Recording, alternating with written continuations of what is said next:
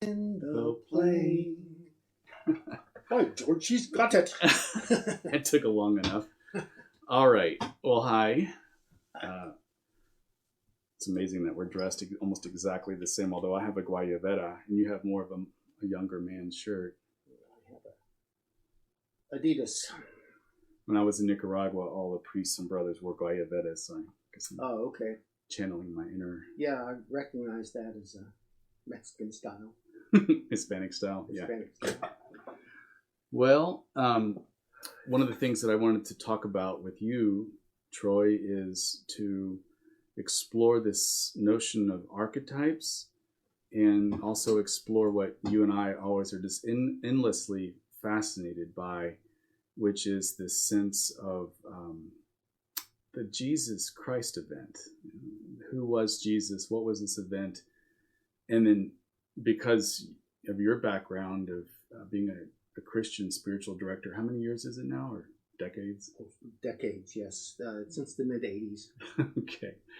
And I've always been interested in mystical Christianity. I grew up Catholic and have a master's in pastoral ministry from a Jesuit college, Boston College. And so this whole idea of the Christian notion of the perennial philosophy is endlessly fascinating for me. And when I first was led to the Law of One material, one of the ways that I trusted it was this idea, even though maybe I didn't understand everything, obviously, the first go around, there's a lot of things that I couldn't grasp, although there were subtle remembrances that were called up from the deeper mind that I could make sense. And it came to me in visions, not in words. Just, it was almost the energy behind the words, formulated visions that I could see puzzles, pieces coming together. But there were certain things that the source of the Law of One, who is Ra, R-A, and they would say certain things that were so absolutely Christian.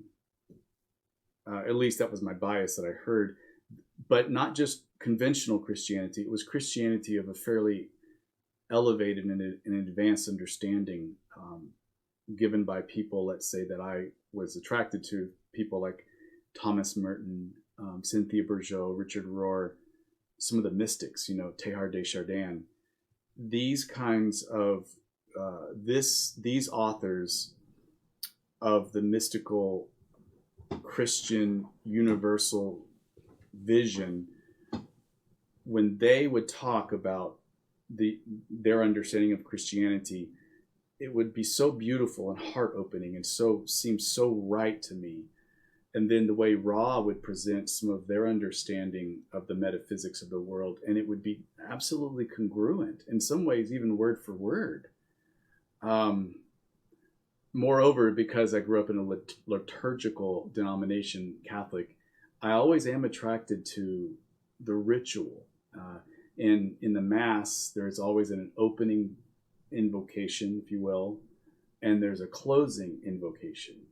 Go in peace to love and serve the Lord, or go in peace, go now in peace in the great love and joy of God. It would be something along those lines, and it would be a dismissal, but it was always a closing of this earlier. It was a bookend to the opening chapter of a particular Mass. So that, again, when we listen to Ra, or we read Ra, we talk about we greet you, or I greet you, in the love and in the light of the one infinite creator. Yes, that was beautiful. We communicate and he now. never failed. It was always that very loving opening. Yeah. I mean, it was almost as if that was what they said and how our third density ears heard it. But I wonder if the metaphysics behind it was the tuning in the channel, the great narrow band channel that Ra talks about, from 6th density to 3rd density. That was an energetic configuration. And if they didn't say those things, this invocation, it wouldn't be secure. It wouldn't be a secure line, And then they say, I am Ra, or we are Ra. We communicate now. Well, he also talked about putting on the magical personality. Yeah. And that's basically invocation. That's what an invocation does, it's a sort of activating of the higher self, or we called it putting on the magical personality. Perhaps you have a greater understanding of what that means. But for me, it's just like invoking and saying, hey, higher self, let's do this together, okay? Mm-hmm. And so the higher realms, be it our own higher self or God and the Holy Spirit, must be invoked because they don't violate free will. And that was something else that impressed me about the raw material, was that he was very, very careful not to want to violate free will, and purposely kept things mysterious at times, so we wouldn't know too much, because our not knowing is one of the things that gives us choices. Yeah. The law of confusion. Right. And 3rd-Density, the law of the first distortion, the law of free will, is interpreted as the law of confusion. And it leads to transformation if we're listening to if we are able to efficiently use the catalysts that come through. I once heard a word from the Lord through my intuition strongly, that this one person that I was very ambivalent about taking on as a patient back when I was doing psychiatry,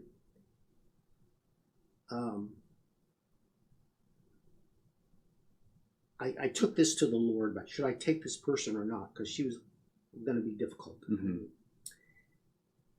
And it came like this: if you will treat her, I will bless you. And I was in spiritual direction, and with my very lovely first spiritual director, and she said, that's how God always does things. It's a permission kind of thing.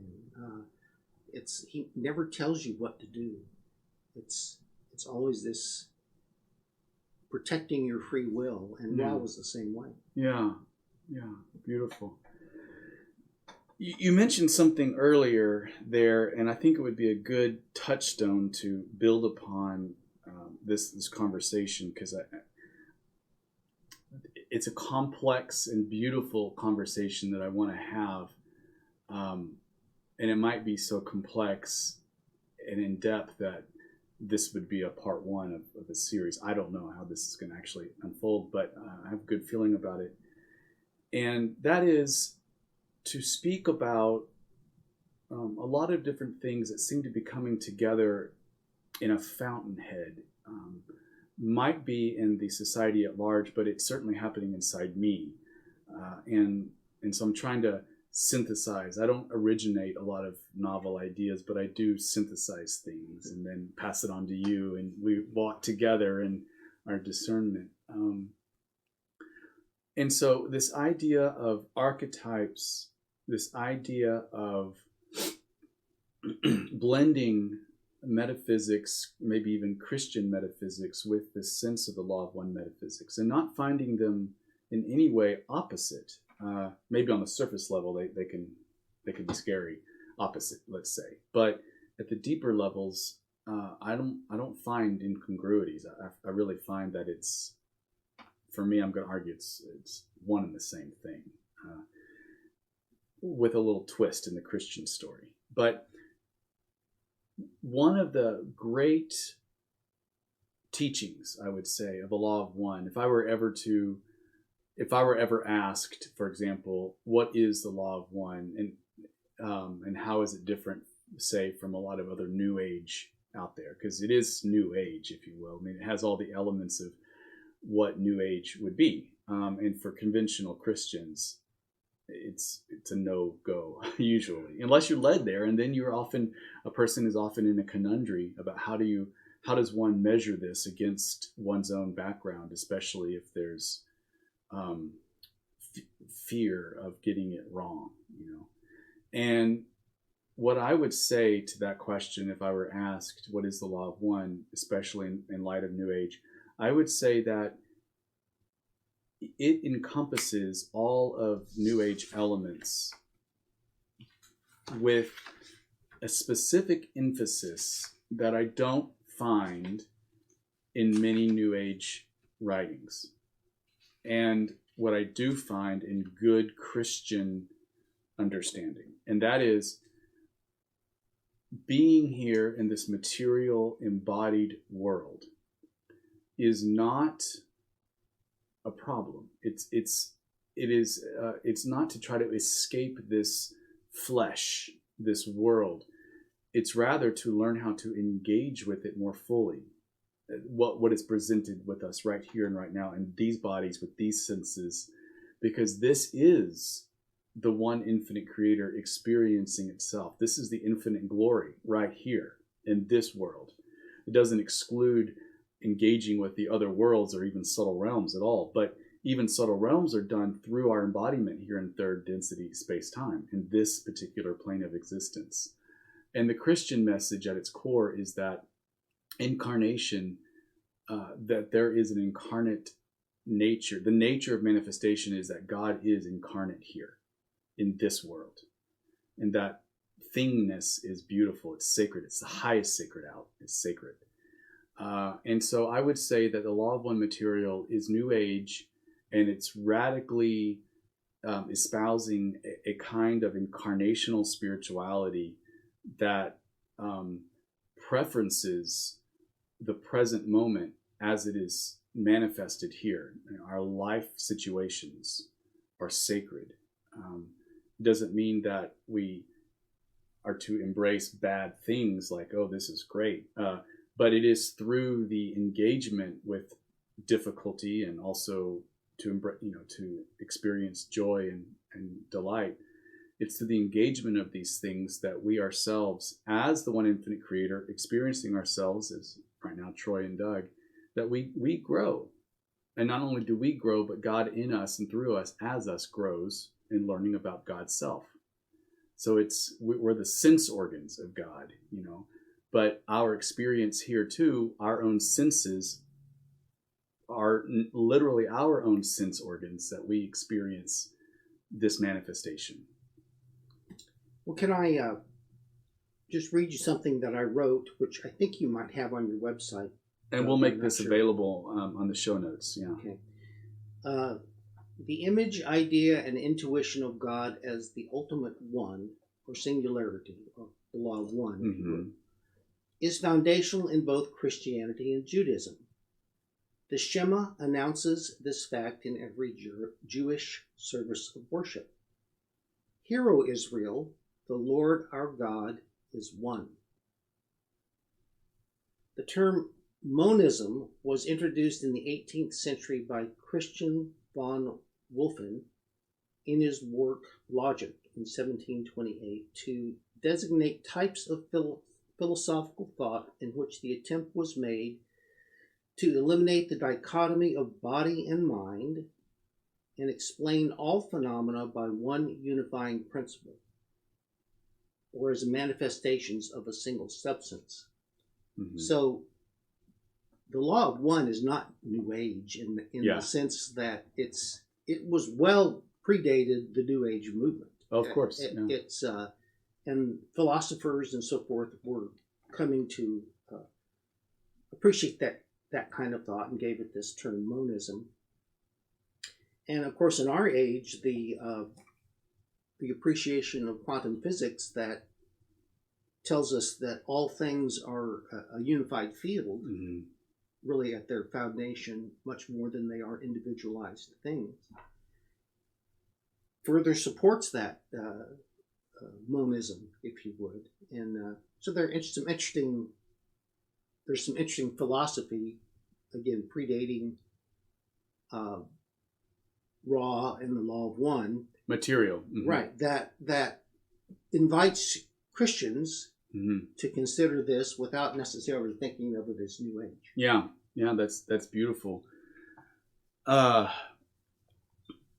So there's two things, again, you have said, and I want to visit them. One is this idea of the third density self, which is you and I appealing to our higher self and invoking our higher self in kind of a magical personality, as Ra calls it, in order to do work in third density space-time. There's an intention of us doing magical work or good work in third density space-time, and we put on the higher self that works then in and through us. It's also us, but there's a subtle I-thou relationship too.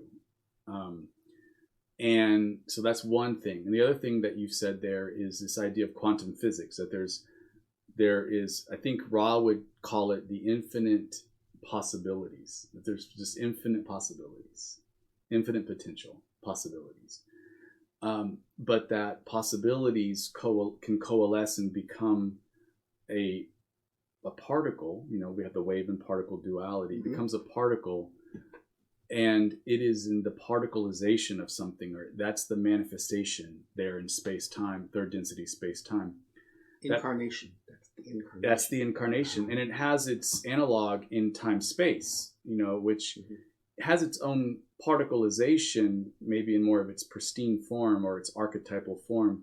And then here's what I've been thinking about, is that it's not just a layer, let's say, of wave and then a particle, but it's every wave can have a particle, and then a particle can have another wave below it, and then there's another particle below that, and just layers of particles and waves. And I think those are the sub densities that happen. Every moment can be a sub density. But let me give you an example of what I'm saying. Let's say that a person wants to become, a person is a kid and has infinite thoughts of what I want to do, you know, potential here. Okay, so that's a wave in a sense.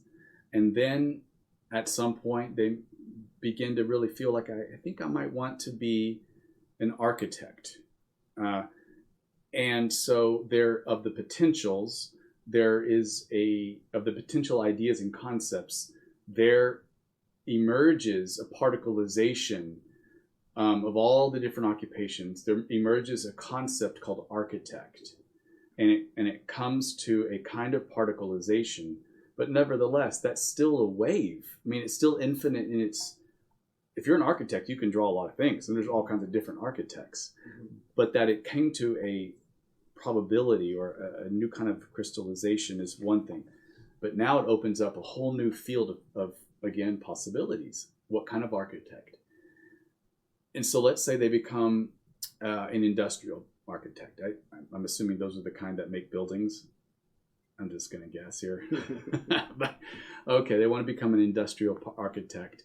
They go to school to study that. And then maybe that person has an idea of wanting to build a building. So of all the infinite wave of possibilities of the type of buildings they can make, that's a wave. They conceive of one particular kind of building. So it still exists, though, in the concepts. It's not manifested yet. But it's manifested in some way in time-space, in the astral, because it becomes a seed form. You know, it crystallizes into a particular kind of building. Then the person has to make a blueprint of what they envision. So that's yet another layer of all the possibilities. It's yet another layer of creating a new particle, because you create into a sub level now of a blueprint.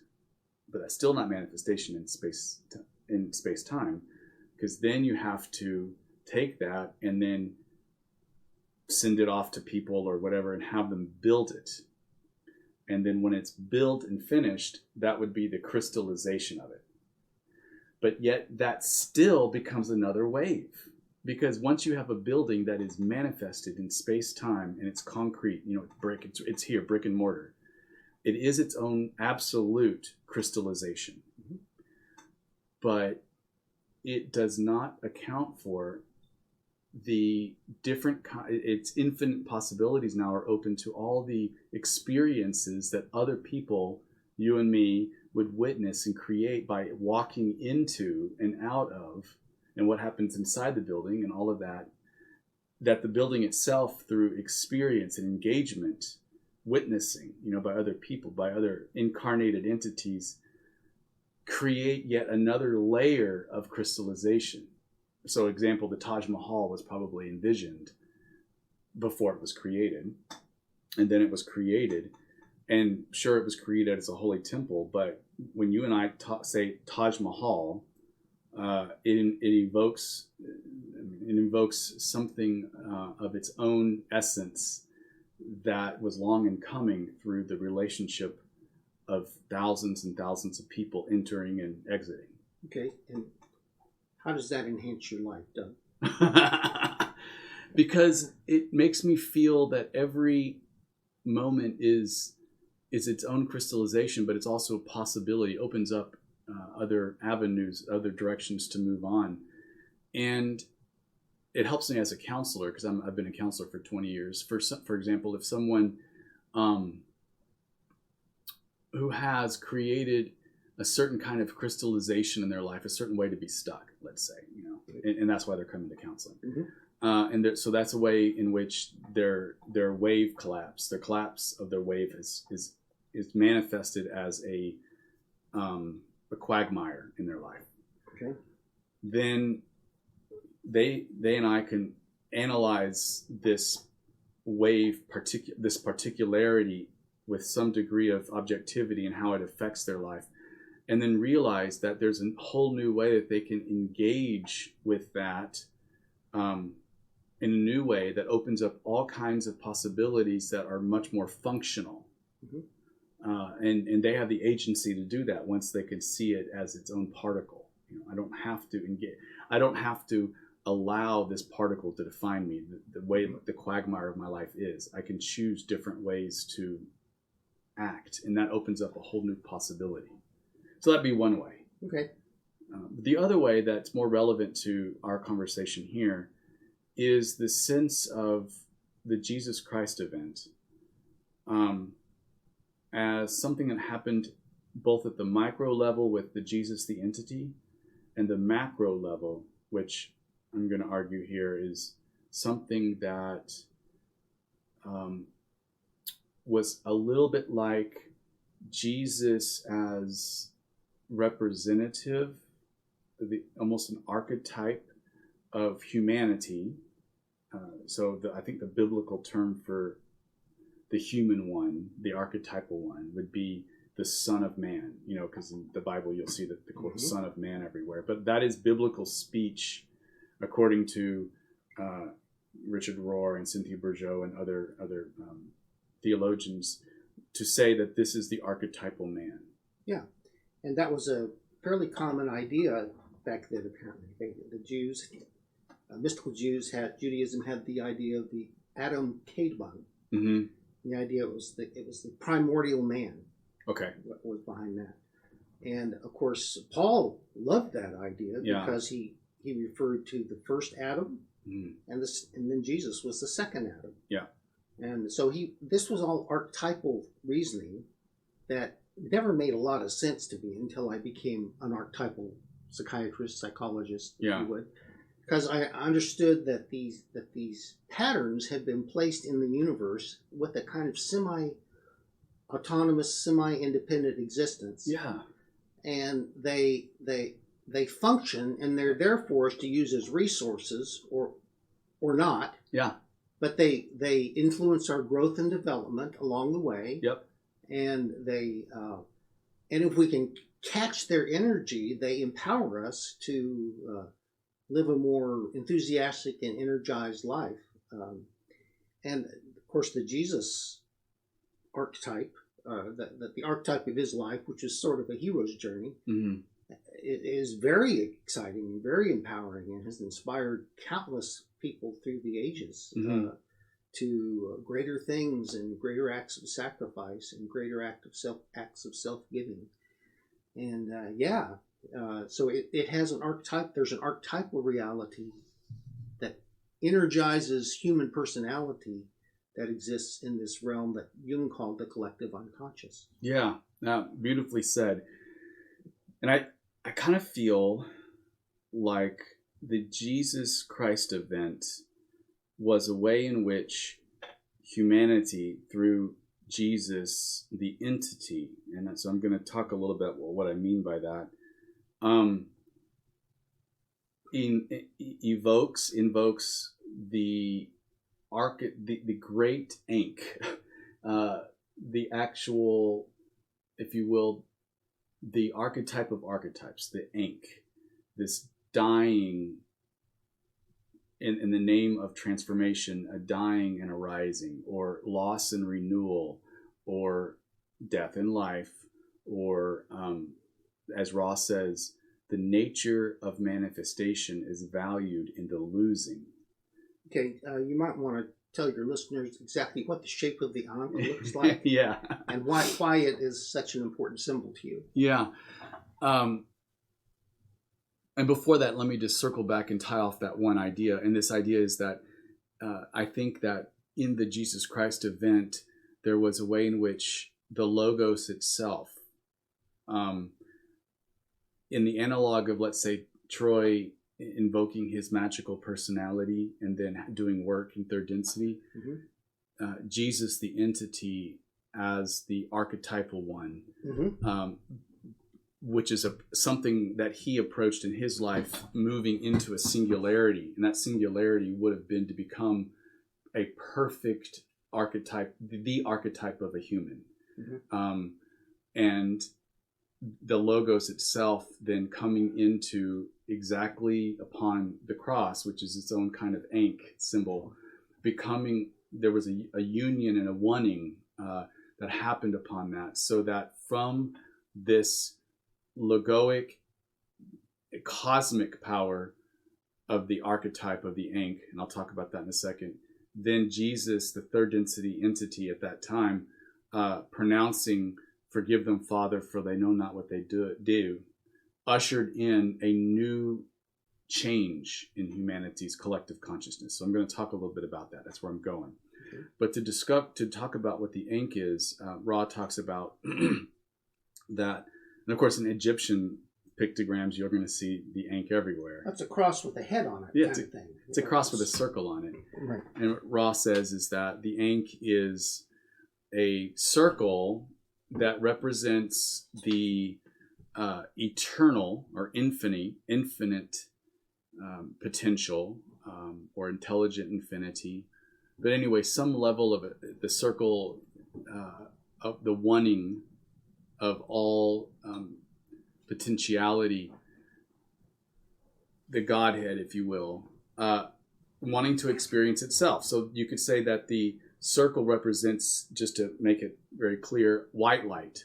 But white light wanting to experience itself can't, because there's no hue in white light. It's just white, full of potential, full of all the colors. And so there's a way in which, through the horizontal part of the Ankh, which goes from the bottom of the circle down to, let's say, the ground, the horizontal part would be God as infinite creator experiencing itself. So you could almost picture a prism right at the bottom of the circle, where God pours God's self, the white light, into this prism, and then coming out as the 7 colors, coming down, manifesting itself.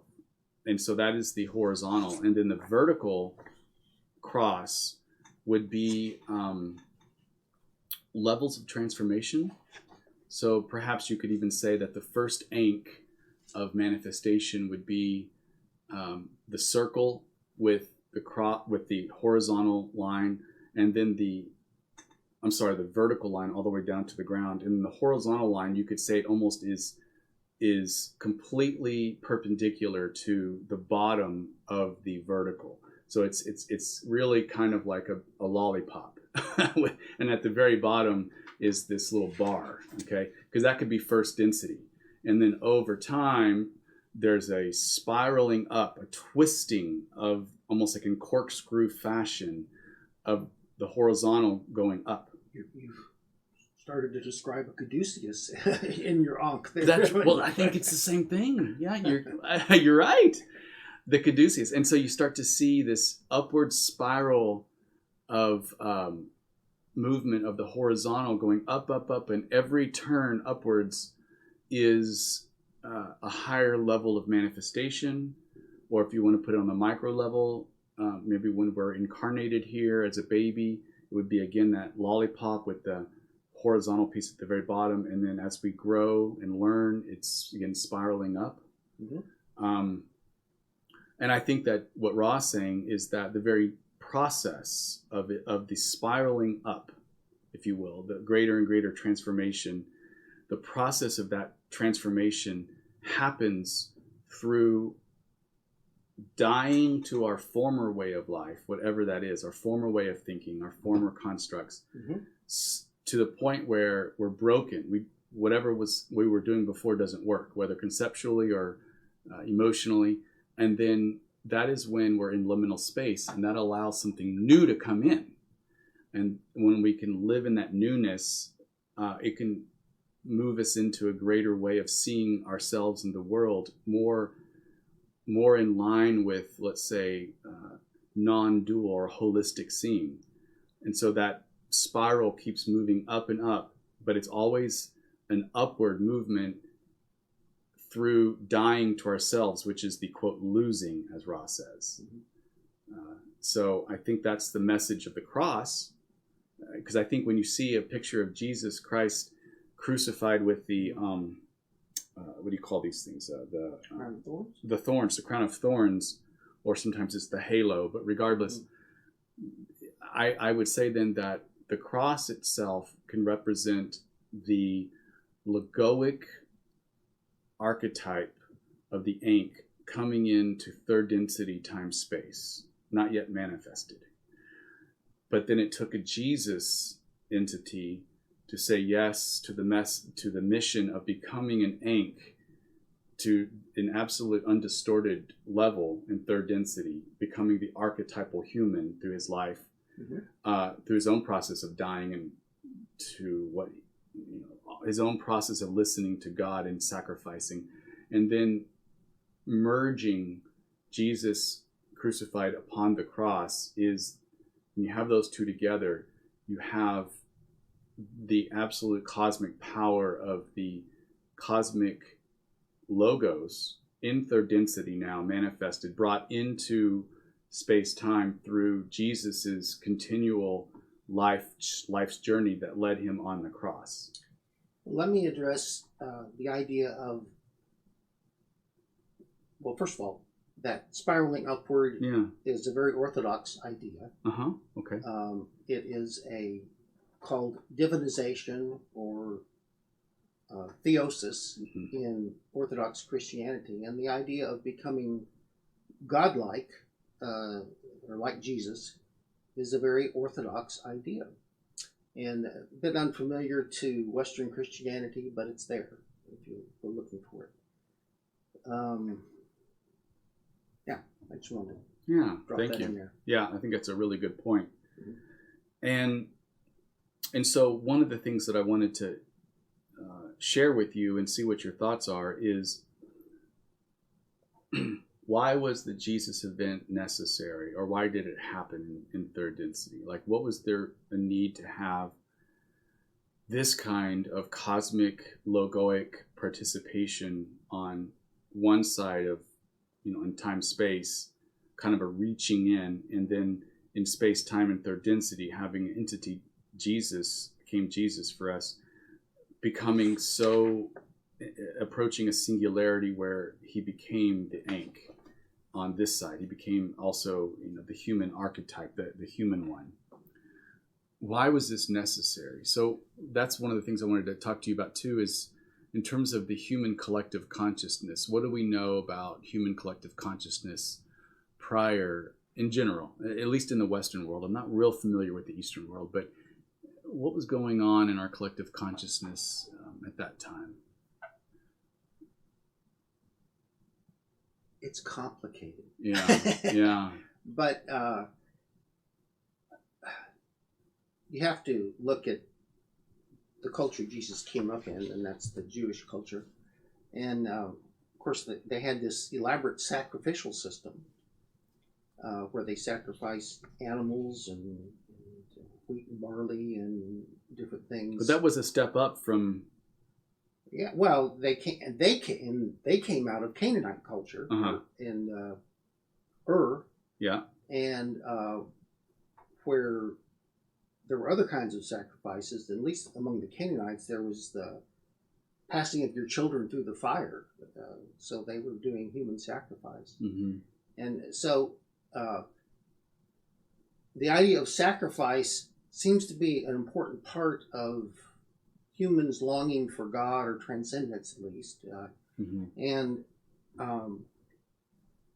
even within our Jewish Christian tradition, we see that urge when Abraham takes his son, and he's thoroughly convinced that he has been called by God to sacrifice his son. And this was the son that was very hard to get. He had several miracles happen Mm-hmm. in order to get this son, Isaac. And so now here he is, probably a young man, and Abraham's going to sacrifice him? How horrifying is that? And but yet that archetypal impulse was there in the heart of the human Abraham. Mm-hmm. And of course, might possibly inspired by the culture around him, but the archetype was active, is my point. The pattern was there. Almost embodied perfectly, because he was willing to do that. Right. Yeah. And so when archetypes become activated, they come forth with a godlike power. Yeah. They convince us that this must be God. It's sort of like falling in love, you know. Mm. We fall in love, and it seems so elevated and exciting and transcendent that this must be God. And how many young people do you know, when in the teens and 20s, they sort of, in their enthusiasm, think God is leading them to get married or whatever. Mm. I've certainly known people like that, and they just get led into horrible situations. Yeah, sometimes. they can. Yeah. My point is that archetypes have an authority, a self-affirming authority that convinces people this must be right. It creates change too. Right. Yeah. And so, so if God's using the vehicle of archetypes to call out to the souls of humans like Abraham, when they first get activated, they're in a very raw and exaggerated form. Good point. Yeah. Almost always. Almost always, yes. And so if God is going to modify that raw and exaggerated form of the archetype, he's got to do some magic, got to do some teaching, got to do some big things to move him to the next level. And to build on what you just said, though, you can't get to the next big thing if it's not at first manifested in its raw form. I mean, you got to build a base. I think that's true. Yeah. And can I tell you my story about my patient who had an archetype manifest? Oh, and how I think that would be wonderful. Please. Okay. So I had a pastor's wife who I cared for as a psychiatrist, and she had multiple personalities, and she wasn't doing this when she first came. She just came for depression, but somewhere within the process of her going through her healings, she began shoplifting. Mm-hmm. And that was distressing, and she hadn't been caught yet, but that was going to be bad for her conservative church if the pastor's wife got not a good look. Not a good look. Right. And but did she know she was doing it, or it was almost as she if would discover stuff in her bag that she doesn't remember putting there, and figure out that something happened here, and then we then did our inner work and found a entity called Robot Man, and this was a male. And again, you get manifestations like this of alter personalities in people with dissociative identity disorder, and so we invited this Robot Man out in a session and said, what's this all about? And his idea was he was entitled to these things that he wanted because he had suffered so much. And she had suffered in the form of two depressed parents and a little bit of abuse, not from parents, but from other sources.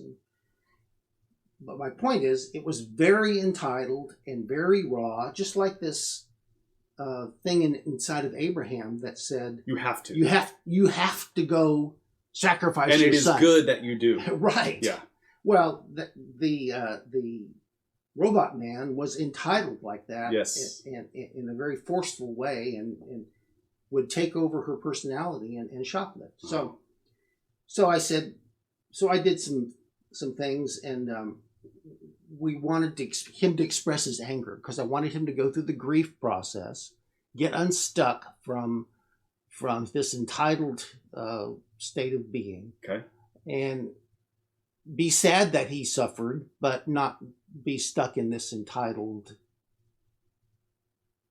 shoplifting pattern. So I need to stop and ask you a question on that. So you're saying that you were trying to engage with the archetype itself. Well, I didn't know it was an archetype. It was manifesting as an alter personality. So that's what you were thinking, right? Which is very good. As a counselor, you want to be able to help that part process. Sure. Okay. Good. So I said, okay. I had a padded stool. I said, okay, hit the stool. And so I'm mad. I'm mad that I suffered. I'm mad that I suffered. But then they said, well, I want to hit you. Oops, that wasn't in the script. That wasn't in the script. But I said, okay, you can hit my shoulder. And so they hit my shoulder, but didn't hit it one time. It just kept going after it. Wow. And so I said, stop. And he wouldn't stop. So I put the stool down and grabbed the wrists. Yeah. Of the lady who's channeling this archetype. Who's channeling this robot man personality thing. Uh-huh. And so at that point, she starts kicking me.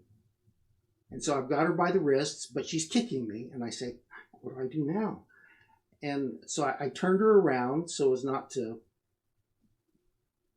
make it seem like there was anything sexual. Yeah. And I kind of forced her down to her knees. Uh-huh. And so I now had her by wrists, and she was on her knees. Yeah. And I was in control. Yeah. And here's what Robot Man said. Oh, boy. He said, you can't do this to me. I'm the most powerful force in the universe. You can't do this to me. I'm the most powerful force in the universe. Wow. That's archetype. That's an archetype. Yeah. And wow. That's how they think. They are not in touch with... Because they are the creator. I mean, it is the creator in a purified form, in some form of astral template. Right. Yeah. Without the ability to process grief, it seems. Right. Yeah. So thankfully, through this processing, she no longer shoplifted. So that was a good thing. But it was a real education to come face to face with that extreme of a statement on the part of this robot man. It's told me, it's basically what Jung described about archetypes, that they tend to be organized in two different extremes that are opposites. Yeah. So this would have been one of the opposites. It's almost like the extreme of the pendulum, whatever a pendulum swing is, when it reaches the either point at the highest level, then that would be an archetype. And from that archetype, there's a spectrum of expression which is incarnated. That expression is expressed in space-time in this realm, bandwidth of consciousness and third density, by incarnate beings. But it's all coming from an original archetype. It's kind of, I almost think of it like, let's say cards have 52 cards, and that could be an archetype of a game called cards. But then there's 100 different kinds of games one can play with cards. So then there's 100 different, let's say, archetypes from a master archetype called cards. Sure. Which is also one of millions of different archetypes in an archetype called games. You know, but it's still like, let's say you have the archetype of blackjack. It exists as the rules. But then if you, as an incarnate being here, and me, and we're playing blackjack, we're going to have an experience of that is unique to us in that particular moment. Because we could play blackjack next week, and it would be a little bit of a different feel. It would be similar. but you uniquely experiencing this archetype, me uniquely experiencing this archetype, is a way to incarnate the archetype into space time. And if God is incarnating the archetype of sacrifice into the human consciousness, yes, he's going to want it to grow and not be so extreme. But it has to be incarnated at the extreme first in order for it to be refined. Right. And so Abraham tries to incarnate it at the extreme because he's got this strong sense that he's being called to slay his son. Yeah. But then God provides a ram in its place, so he doesn't have to. So there's a movement from human sacrifice to animal sacrifice. Right. Okay. And so this whole big system gets set up of animal sacrifice and crop sacrifice and different things, different ways to sacrifice. Yeah. And that is all part of the manifestation, is what you're calling the Ankh. Yeah. In a culture. Yes. But God, and in the scriptures it says, when the time was right, or at the right time, Christ came. Yeah, the fullness of time. That's it. Christ died for our sins. Yeah. So it was time for the archetype to move ahead and manifest in a more mature, more loving way. Yeah, and to piggyback on that, I think what happened in the Jesus Christ event, because I'm putting the two together, is that there was not only a refinement to the archetype of sacrifice, but it was a refinement that created its own new archetype that was a new unlocking. It was a turnkey to something that was happening to allow something new to happen, because then people could then incarnate and be inspired and live into the power of that particular Jesus Christ archetype and incarnate the archetype through their lives. So as Jesus said, you're going to do more than I did, but it's coming from that same archetypal energy, I wonder, But here's something I want to ask you. And also, let me just say, too, that when Jesus is on doing this archetype and creating it, it's not just this idea of God needing to sacrifice his son. I think that misses the point, because I don't think that's exactly, from my perspective, what happened. I'm not into atonement theology as often is taught in conventional circles, but I think that there was a lot of other things that were being shown that one can sacrifice. For example, sacrifice steadily moves from the most base area, which is maybe a people's, and then it went to a person, and then it went to animals, and then it went to crops. There's a slow movement up. And I'm thinking a slow movement up the energy centers, wouldn't you say? Like the collective energy centers. Goodness, I hadn't thought of that. I'm seeing, for example, the first two, or the first three energy centers of a human, or let's say a collective, would be the survival, that's the red, and then the orange energy center is sort of who am I, like self-identity, self-empowerment. And then the third energy center is who am I in community. But as a people, then it would be who are we that would be the orange, who are we as a people, and then it's who are we as a people in the context of other peoples. Regardless. Is that the yellow then? What's that? That's the yellow. I'm sorry. Yes, the yellow, the third. Okay. And I think what's interesting here is we have a slow movement from growth, human development that takes place on the micro and on the macro. That's slow. It's moving up the chakra, up the energy centers. That horizontal part of the Ankh is slowly moving up and spiraling up the vertical downward as there's more and more understanding of what sacrifice means. Because the word sacrifice is coming from Latin. Sacra means holy, and fice comes from a Latin word to mean to make. So the idea is to make holy. And what we know from Ra is the sacramental nature is starting to be understood and accepted at the level of the indigo center, or the third eye, and also the violet center at the very top. That when one approaches that area, everything starts to, you can see everything feels sacred. Everything is sacred because everything is God expressing itself as God.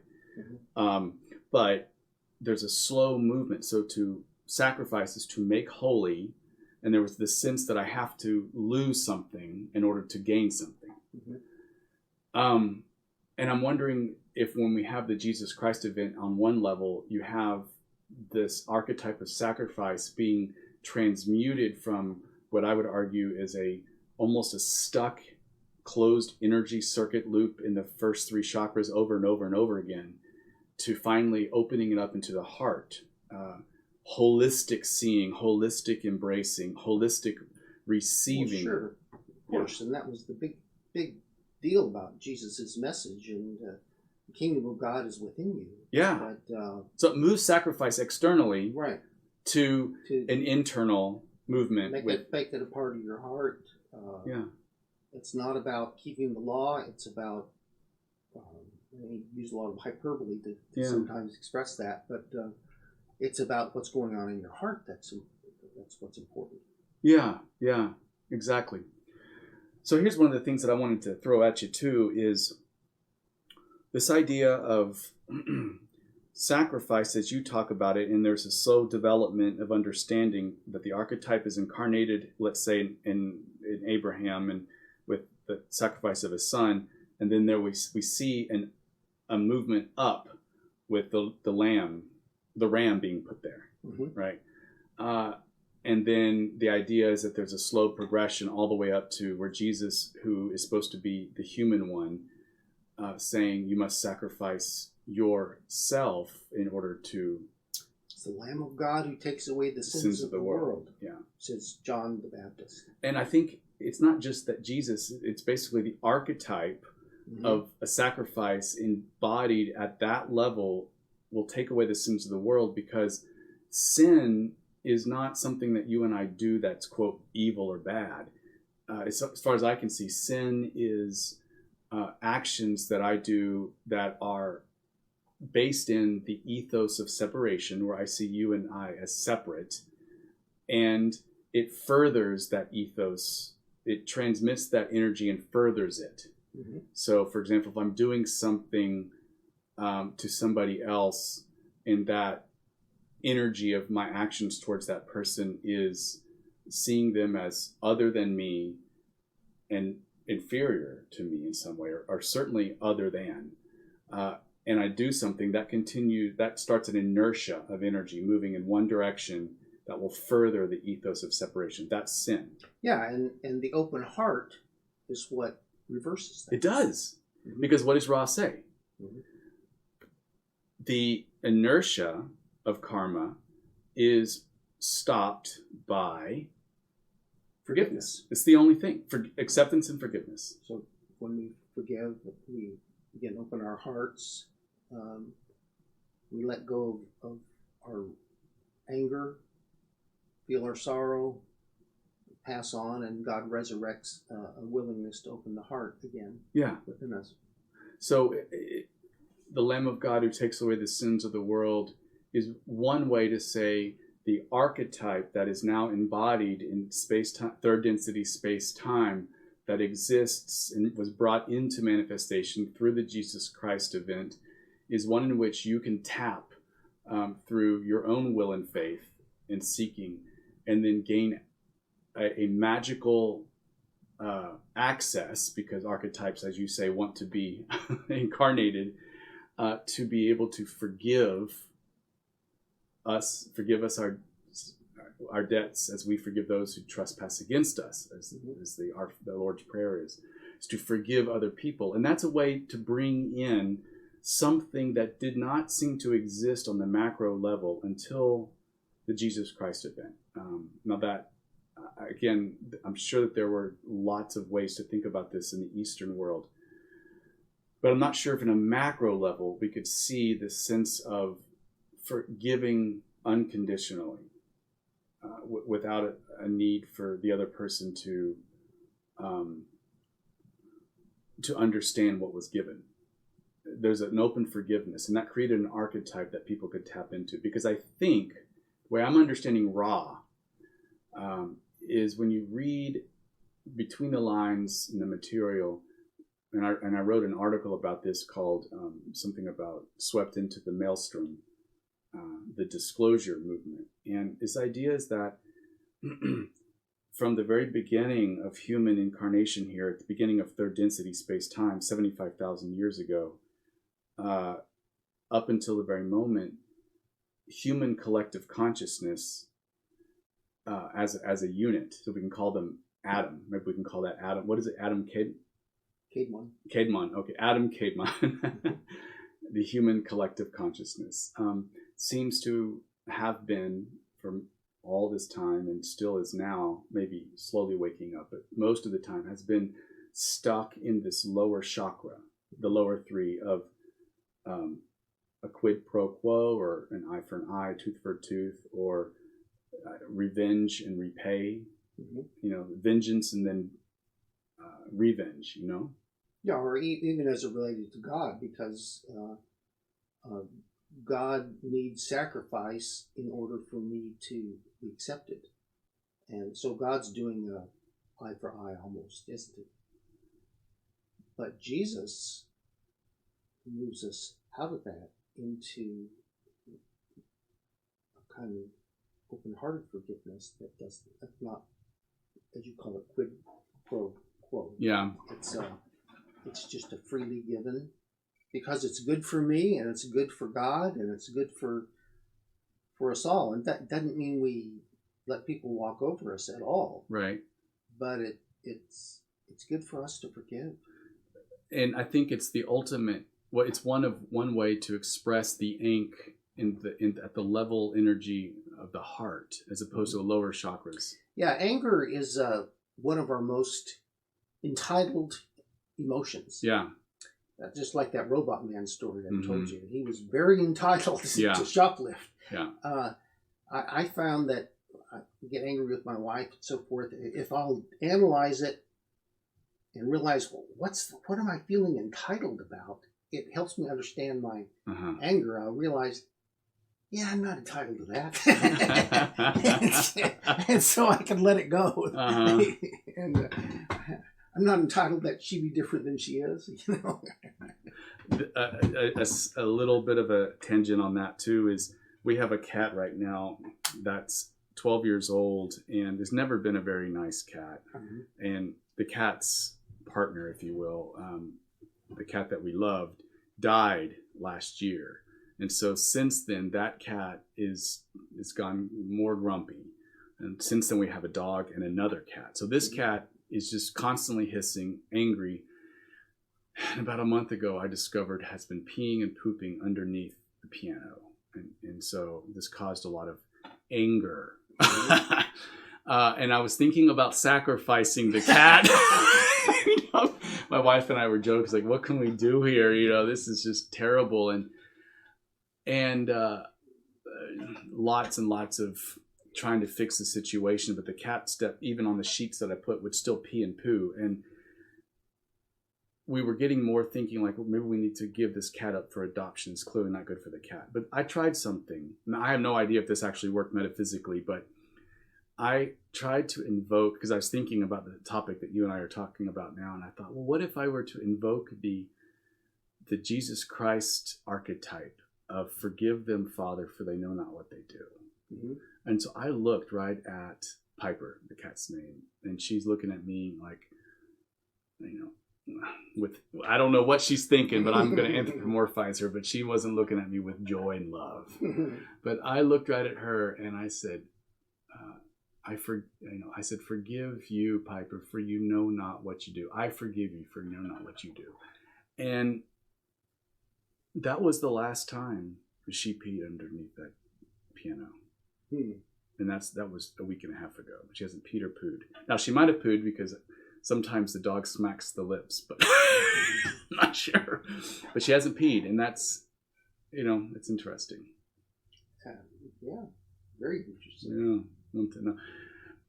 Going back, though, to the collective conscious of the human archetype, the atom, the great atom, representing the human collective. For most of human history, we have had a sense of scapegoating. Mm-hmm. And I am wondering if, it seems to me, the archetype of scapegoating dovetails with sacrifice, but I'm not sure if it's always the same thing. I don't know. What do you think? I mean, scapegoat obviously means the goat that was sacrificed, but there's a sense that scapegoating came because there was a sense that the priests were going to confer the sins of the people upon the goat and then either kill the goat or excommunicate the goat, exile the goat to die in a desert. And the idea here is that the goat carried the sins. Sure. Well, I've been blessed with a fairly forgiving conscience, but I've worked with lots of people who don't have very forgiving consciences. Mm-hmm. And working in a prison, I've worked with people who don't have consciences as well. Yeah. But my point is that people with non-forgiving consciences need a lot of help forgiving themselves. Mm-hmm. And so the sending that goat out into the wilderness was a great help, I'm sure. Ingenious, huh? For a lot of people. Yeah. For a lot of people, and it seems kind of primitive from our standpoint, mm-hmm. but in psychotherapy we do little rituals to try to help people envision hidden realities or invisible realities, and so she'll write down all the angers, and then now we're going to burn that in a fire, that kind of thing. And that's internal work, but it was happening externally in this way, and that helps people. Yeah, but I'm wondering if there was a distortion that happened, as Ra uses that word distortion, with the scapegoating, because the other thing that seemed to happen through culture and through people, and Rene Girard, maybe you've heard that person, very, very famous, I believe, anthropologist, French, and he one time in his literature stated that the scapegoat mechanism is the most widely utilized, discovered mechanism, social practice that is universal in almost every culture, mm-hmm. probably in every culture, every religion, every spirituality. People discover the scapegoat mechanism and live from that. And you find it in every culture. And there's always a sense that those others over there are the problem. Mm-hmm. Our problems that we're having are caused by that. And I'm trying to wrap my head around whether is this a distortion of the scapegoat as a sacrifice in the way that we're talking about, but the way that scapegoating has become understood, and maybe I think even back then in primitive times, let's say, is this idea of whatever is going on in us as a people or as me as a person, I'm less distorted than, and I'm a victim of what the agencies outside of me are trying to do to me. And I'm going to point my finger and project my own shadow on top of them and attack them. Mm-hmm. That seems to be what Ra talks about is an incredibly pervasive combination of anger and revenge and this quid pro quo mentality, which I call the warfare mentality, but Ra calls bellicosity. And bellicosity, from Ra's point of view, from Rene Girard's point of view, I think from the Christian point of view, and I'm assuming in the Buddhist point of view and other religions, is this idea that bellicosity is, there's the problem over there, and we must attack that with a sense of it's not just the actions, but it's the sense righteous indignation. It's right. It is I'm right and you're wrong, mm-hmm. and in order for purity to exist, in order to, in the name of God, or in the name of our gods, or in the name of goodness, I have to squash my enemies, kill them. Well, we saw that with the Jewish culture in terms of when they came into the Promised Land. They killed everybody. Yeah. And that's scapegoating too. Yeah, I think that's a kind of scapegoating too. Yeah. Now, they said God told them to do it. Right. I don't know. I think that may have been the same error in reading an archetype as God. Yeah. That Abraham had. Right. Yeah. And then we also saw Hitler and the Germans doing that to the Jews. Sure. In the Holocaust. The same thing. The Jews are the problem that's causing all these problems. And they were 1% of Germany, but yet they were rounded up and seen as the problem. Yeah. And and we see it in families. Yeah, I was going to say, I think this is what we're still seeing, is that people, even in the quote New Age mindsets, are. Well, I do have to tell you, I treated people who were children of satanic cult participants. And one of the things that they did was they picked out a child that was going to be the sacrificial child, and that child would get the sexual abuse, the taken to rituals and so forth, while the rest of the children could live the good life, so to speak. And they would victimize this one child as a scapegoat. And it was very purposeful. It was a purposeful use of the scapegoat. Right. But it wasn't. Most of the time, it's just an unconscious mechanism. Well, I don't know. Maybe now I'm seeing a positive and a negative use of scapegoating. Sure. Because we can have the sacrificial use of a goat, who then all the sins of the people are conferred to this goat, and then the goat is sent or killed. But the people's sense of freedom, and it's in the name of becoming closer to God.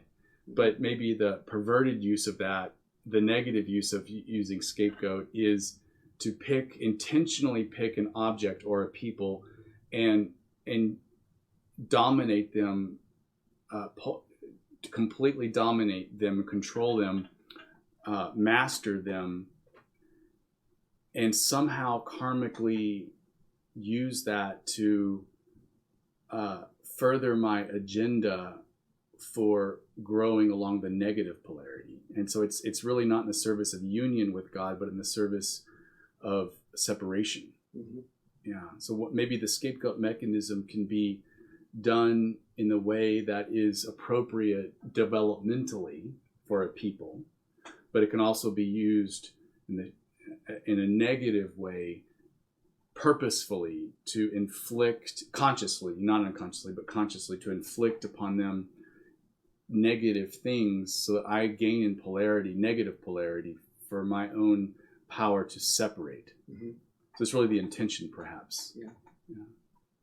But I think that what Ra says is that this problem started to happen. It's not a problem perhaps in 6th density, but it seems to be a problem for us, is that you had, on one level, in the law of 3, you have an affirming force, a denying force, and a reconciling force. So for those of you who are familiar with the law of 3, and you don't have to be to understand what I'm going to say, but you have the affirming force, or the status quo force of an Earth human 3rd density population that is made up of a conglomerate, a heterogeneous mixture of souls from all over. A lot of people who are repeating 3rd density and all this. And you have a conglomerate of 3rd density souls that don't seem to be advancing into the heart. Okay, so they're almost, their quagmire, their logjam, their closed circuit of the first 3 chakras almost becomes crystallized. And when Ra says a crystallization, it's like the highest, it approaches an archetype.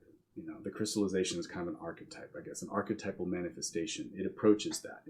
So what I mean is, like, there was such a quagmire, such a logjam of the quid pro quo, or the scapegoating, that you're the problem. No, you're the problem. And then it became, in the name of God, I'm going to kill you. There was such a distortion. And so it was almost being stuck into, collectively, the energetics of the lower three chakras just going back round and round and round, that something had to happen in order to break open this logjam that almost became crystallized. Because you have the affirming force, which is the status quo moving in one direction. And then there's always a denying force. What is the denying force in this scenario? The denying force is the idea that the cosmic harvest is happening. 75,000 years is up. And it's moving towards this. So what do you have then with the human collective conscious, who's basically an adolescent, just repeating over and over and over again and not really growing? The level of an adolescent, when they should be, by rights, 75,000 years, should be ready for to be an elder, to have access to the heart, to good use of the blue ray chakra, the wisdom chakra. You should almost have an elder in the place of an adolescent if everything was going the way that the archetype of 3rd density was made, Mm-hmm. So you have this affirming force of the status quo of the quagmire, logjam. Then you have the denying force of the approach of harvest, which is 75,000 years. And there's no way to reconcile these things. It's like a wall, a structure of the 75,000 years, but a population that is not ready to harvest. It's not ready. It can't handle the 4th density, love and light. Yeah, so certain chaos and pressure starts to build. It starts to build. And what do you do? And that's sort of the New Age message. It is. Raw. Yeah. But here's what I think happened maybe, and this is what I want to run by you, is what if the Jesus Christ event was the reconciling force in terms of the law of three? The reconciling force is a hidden force that allows for a new, like a reconciling of the conflict, but it doesn't create, it's not at the same level of consciousness that creates the actual conflict. What it is a new order of being. The reconciling force, according to law of three, brings the problem into a reorder. Well, I think the New Agers have it right somewhat. You've got to raise your vibrations, as they say. Mm-hmm. And we have to start working from a higher level of consciousness. Yeah. And even Einstein addressed that issue, that you don't solve problems from the same level of consciousness that your problem exists at. That caused them. Mm-hmm. Yeah. So go on with your... Yeah, and so I'm wondering, because Ra does say that Jesus, the entity Jesus, who had just graduated from 4th density. And we know that 4th density is the density of love and understanding. So Jesus, the entity, was replete with this lesson. And instead of going to 5th density, the entity chose to incarnate on a mission that was unique. Mm-hmm. And throughout Ra says that the entity Jesus learned that it was that it wasn't an entity of itself, that it was a messenger. Mm-hmm. And what I'm thinking, based on our conversation here, is that the messenger, that he wasn't an entity of himself, that he was to actually become the archetype mm-hmm. of the human one, the singularity, mm-hmm. as the Aramaic, the ihidaya, the single one, which was a singularity, a point, an event horizon that happened where Jesus became the human one, and I think from a metaphysical standpoint was located at the very center point of the human consciousness. Because Ross says that every consciousness, like there's a center point to infinity, there's a center point to every consciousness. That consciousness comes from a center point and goes outward in almost a 360 degrees. That's what Ross says. So I think the human consciousness as a matrix, if you can imagine, has a center point. And Jesus located the metaphysics that Jesus was called to embody in 3rd density space-time was to be located right at that center point, to become the archetypal human, mm-hmm. and then approach the embodiment of Ankh living, like the process of Mm-hmm. total self-gift, total complete self-gift in the name of love and healing and reconciliation, which is another name for forgiveness. Yeah. Well, Carl Jung, when I first read this, I said, no, that can't be true, but I think he's right. Carl Jung says that Jesus came for the believer as a kind of a image that we use to represent our higher self. He called it the archetypal self. Mm-hmm. So the archetype of our humanity for the Christian is Jesus. Yeah, the icon. The icon. There you go. That's Yeah. the good word. Uh-huh. And but whether you identify it with Jesus or not, we all still have that archetype of the higher self Yeah. that we can call upon. And Jesus sure helps me access it, though, it seems like to me. Yeah. I think that's a good way to do it, but I think maybe metaphysically, and again going on a limb here, but I think there was something that uniquely happened in Earth, space-time third density, with the Jesus Christ event. So it wasn't just Jesus as being a Jungian way to represent the higher self, although I think that could be perfectly fine. I mean, I think that works. Mm-hmm. But I think that Jesus, the entity, approached the archetype and became the archetype of the single one, which is also at the same time became the archetype of the Ankh, the Perfect sacrifice. the perfect sacrifice. And Ross says there's no better sacrifice Right. than martyrdom. Right. In third density. And this, one thing that Jung helped me understand, and that I've understood more as I lived, is that there is a power in identification. Mm. What we identify with tends to control us. Because that's where tapping in the archetype, you think? Yes. Yeah. Totally. And so we as Christians identify with the death, burial, and resurrection of Christ Mm-hmm. when we are baptized. And if we do that in our minds and say, oh, that's me, I died. Oh, that's me, I rose again. And if we really live that, it sort of like activates that archetype within us, and we live from it more and more, and it provides an energy and an impetus, and it calls down the Holy Spirit and does all kinds of good stuff. Yeah. But to activate that, we have to identify with it. That's right. Say, that's me. That's me. That's doing those things.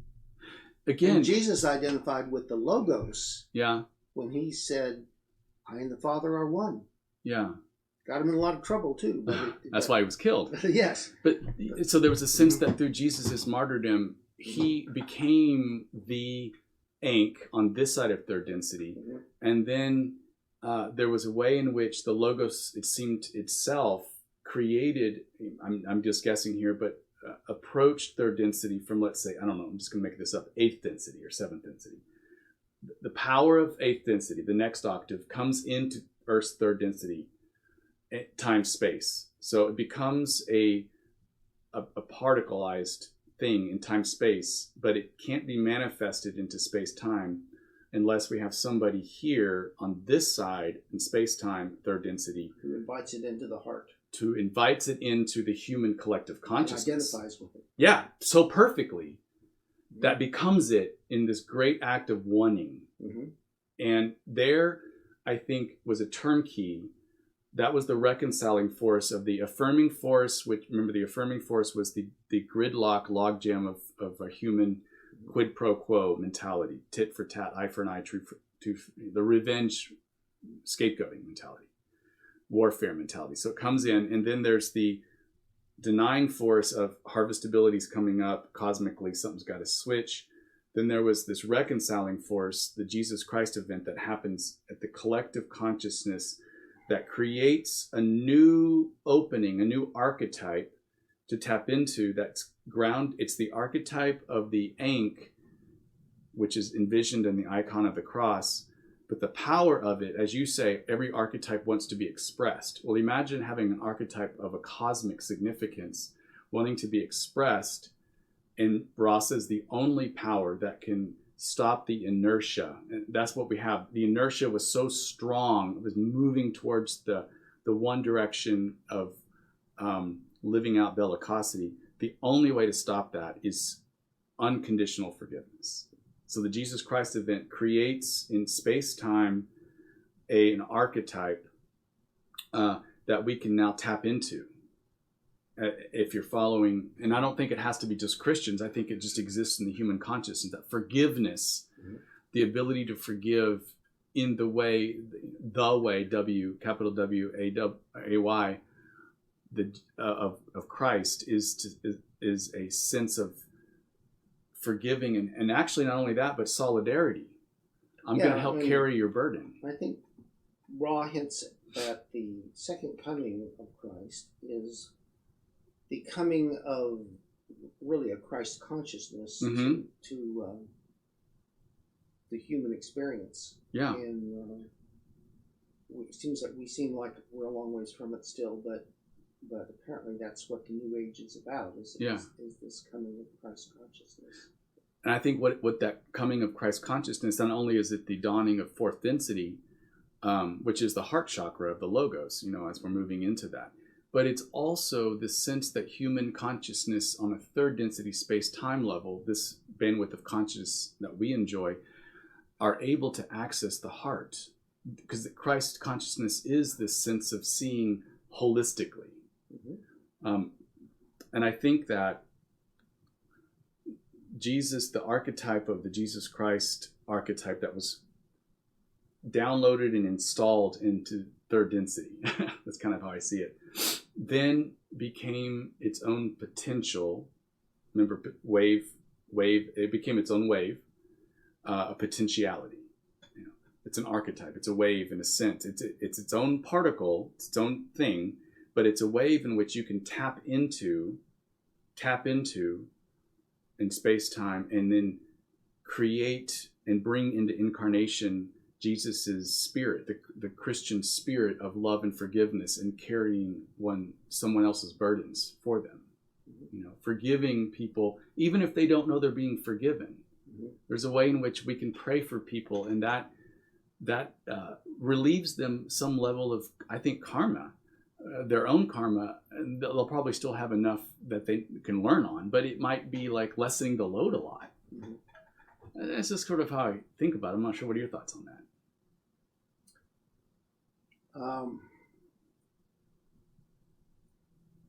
Carrying one another's burdens is a big part of Christianity.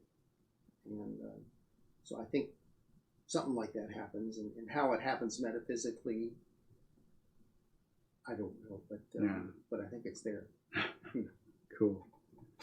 Well, this has been a really fruitful conversation for me. Thank you. It's been beautiful. Thank you, Doug, and I hope this goes out like bread on the water. Well, we're creating an archetype, aren't we now? Well, I don't know about that. I wouldn't give myself that much credit, but at least we're noticing a few things. Well, you are Mr. T, Mr. Troy. Anyways, to whatever degree this helps anybody out there, or affirms your path, or inspires you or challenges you, and even if you disagree with us or me, which is perfectly okay, at least engaging with the material helps you on your own path, and that's all we can ask for.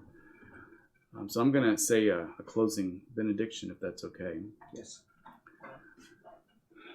Loving, infinite Creator, who forever transcends, forever incarnates, and forever indwells. We love this nature of love. We're so grateful for the ability to be incarnate here, to engage with each other, because it is you in and through and as us, engaging others and delighting in the connections that are happening. And we ask that you bless us.